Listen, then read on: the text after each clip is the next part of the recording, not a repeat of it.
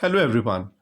As part of the Climate Action Project 2020, students of Maharashtra Education Society's Waghire High School Saswat had an opportunity to meet Dr. Caroline Koch from WWF UK.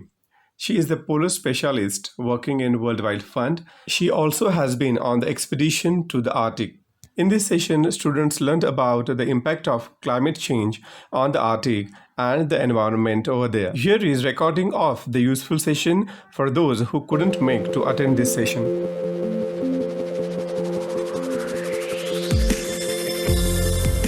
Hello, I'm Caro from the Polar team. I'm reporting from Arctic Base Camp. The idea of this base camp is to really bring the Arctic to decision makers and inspire to take action.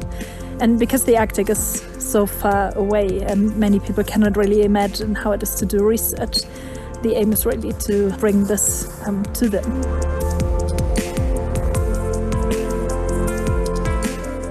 I'm Professor Gail Whiteman. I'm the founder of Arctic Base Camp at Davos. And we are a science solution pop-up that comes to Davos every year to speak science to power. We've got climate scientists that are experts on Arctic change and global risk.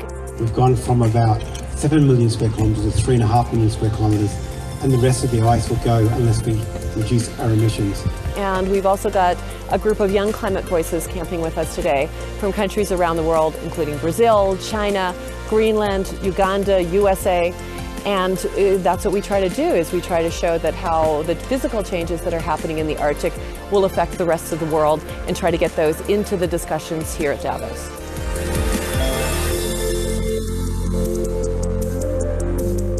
Hello, my name is Wanying Zhu. My name is Vanessa Nakate. Hey, I'm Kaimi Silvestri. I'm a volunteer at Arctic Base Camp. We are camping outside of the Shatsau Hotel as a form of protest. Here we are sleeping in these tents to sample what it would really be like if we were doing polar research. We are trying to show our government leaders it is time for them to leave their comfort zones and do the uncomfortable things. It's not only about global warming, it's really about more and more extreme weather events that will affect everyone in the world. You know, the glaciers that I used to hike on with my dad retreating 2 miles at a time. Wildfires increasing every year, getting larger, getting longer, getting hotter. I was born in the Amazon region, and during my entire life I could see the destruction of the Amazon. Every day we see the climate change in Greenland because the ice is melting and our nature is acting different. My home is melting and we have to save it. We have to act now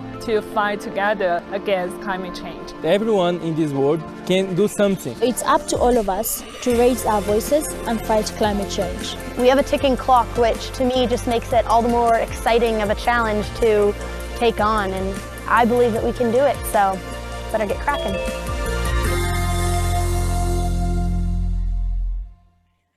Right, so I wanted to show you this because I think it's really important to realize that we have a lot of power, and I think the most powerful thing everybody can do is raising their voice, talking about climate change, making people aware that this is something we are experiencing and something we all need to do something about it. And to, by that, to increase the public understanding of any political action that is needed for that. So I just wanted to finish by pointing you to some resources. So there's a virtual youth changemaker convention, so like a conference for young people taking place. So it's aimed at students between 16 and 25 years old. So if you know anybody who would be a great person, so it's like youth across the world coming together and discussing how changes can be made. And then something probably more relevant for the teachers are that WWF UK has a lot of resources for teachers. So a newsletter as well with resources around climate change, around food, around like all sorts of wildlife things. And there's also a Facebook group for educators. It's called Learn to Love Nature. And I'm happy to discuss anything with you. So please get in touch. I'm on Twitter. You can connect with me on LinkedIn or just send me an email, and I'll be happy to be a point of contact. So happy to answer any questions if you have any. Just pop them in the chat or, Thank you so much. Thank you, Caroline. That was wonderful. I'm gonna stop sharing screen. Okay. Are there anyone? Is there anyone to ask a question from? Give you the solution now. Oh, now map A is seems to be winning. So yes, map A is the Arctic and map B is Antarctica. So these two, it's like we are not really used to looking at maps like this, because often it's this, like either the US in the center or Europe in the center when you look at maps. So this, like these two maps are looking at the Earth from above and from below, if you wish. So this is the Arctic. So the Arctic is basically land, and then in the middle you have ocean and the sea ice. And Antarctica is actually a continent that is surrounded by sea ice around. So these make both regions quite different. But I told you, like, I will take you to the Arctic today, to this location here. But before, I'm also going to set some context with climate change. So now, like, this is a map showing temperature changes that occurred on the entire Earth since the 1880s. And I'm going to start the animation, and like the more warm color the color, so yellow and red, the warmer it is compared to 1950 to 1980. So the warmer you see, like these regions have warmed up.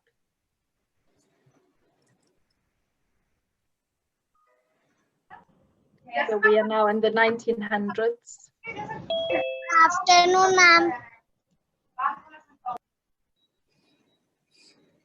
The 1950s, 60s. I was born in 1991, so this is the time now. So you can see, like, basically the entire Earth has warmed up and became warmer than it was in the 1950s. And especially you can see the Arctic is warming much faster than the rest of the globe. And this has to do with what I mentioned before, that there's this ocean that can warm up more, and we call it Arctic amplification. So yeah, so this is why, like, the Arctic is warming 2 to 3 times faster than the rest of the globe. And this is why we see a lot of really, really bad, tremendous changes there already today. So I'm going to take you now onto an expedition, and for every expedition to the Arctic, you have a long trip in front of you. So this one started in Potsdam in Germany, going to Zurich via Montreal, Edmonton, both in Canada, and then to Inuvik, and then finally to our field site location on Herschel Island. So here we've arrived in Inuvik, so now it's a different view at the map. And so this is the last community where you have supermarkets and where you can do some preparations. So we were staying in these row houses there, and we did a lot of preparations. So we did food shopping. Here, this is me and my colleague with a long shopping receipt that we got back. So we were pre-cooking a lot of food and then freezing it. So when we were in the field and going to collect data every day in the evening, we just had to warm up some food. And then we also had some rifle training. So this is a safety precaution in case we got attacked by any wildlife, which is not the case. Like it was not the case. It's just a safety precaution that we had to take with us. And then it also involved a lot of packing. So here you see the little plane and me and my colleague in front of the plane. So we had to pack everything in here. And maybe you've taken a flight at some point in your life, or maybe you will take a flight at some point in your life. But usually it's like you never sit with your luggage. So in this case, we were sitting here and our bags were just in front of us, just like stripped together. And also before going, I asked my colleague, I think something is wrong here, like the tires are flat. I don't think we should be taking this plane. And he explained to me, like, no, it's fine. We are landing on tundra ground where actually you need those tires to be flat so you can land safely on the surface. So we were taking this plane and we were taking off to the Arctic, and here is where we landed. So this is the small island.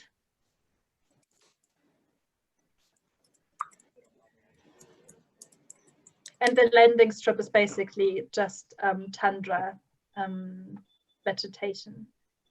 So this is how the research station looks like, and you can see it in my background as well. So we were staying in this little hut, and then these were toilet huts, and then so this used to be a whaling station many years ago, and now it's being converted into a research station. So this is where we spend almost 3 months to go and collect data. And sometimes you have like little visitors coming, little or rather big visitors coming into your home. So this is the muskox, which was pretty impressive.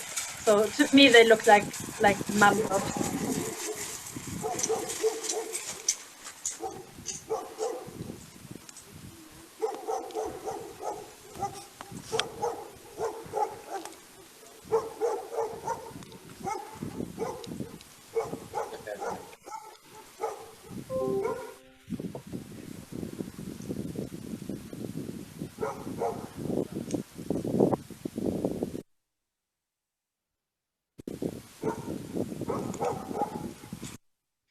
But of course, we were there to study the permafrost and how the permafrost is thawing. So, and I promised you to show you how I've seen the climate change impacting the Arctic. And this is one of the most, breathtaking and scary features that you can see. So here you can see the ocean. And this is basically something like a landslide. So this is the coastline. And it has a very complicated name. It's called retrogressive force slumps. So it's basically eating itself into the landscape and into the ocean. And we were taking, so here are my colleagues with a GPS device. So we were walking along this coastline, taking measurements and points. And then we were repeating this throughout. We are repeating this every year and then also throughout the season.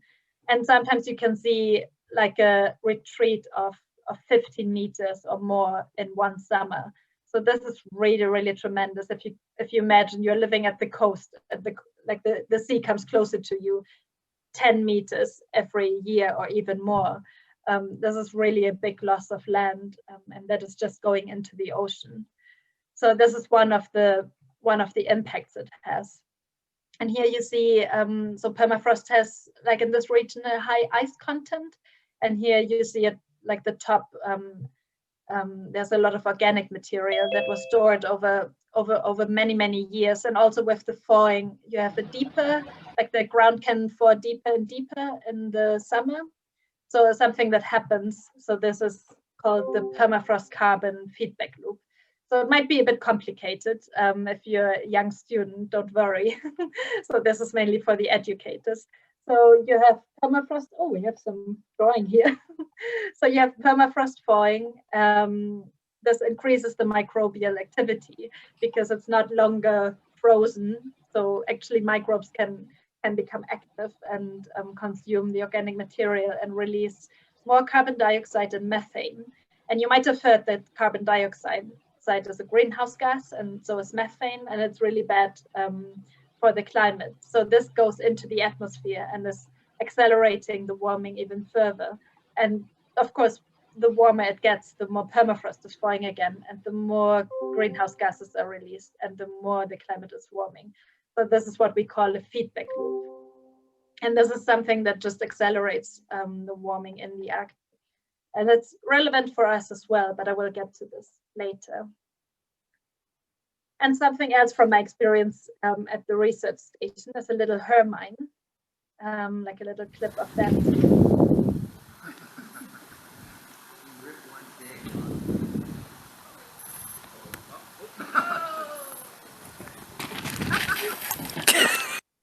So we had the hermine jumping around, and then the rangers, we had Inuit rangers with us who greatly supported us throughout all this field work.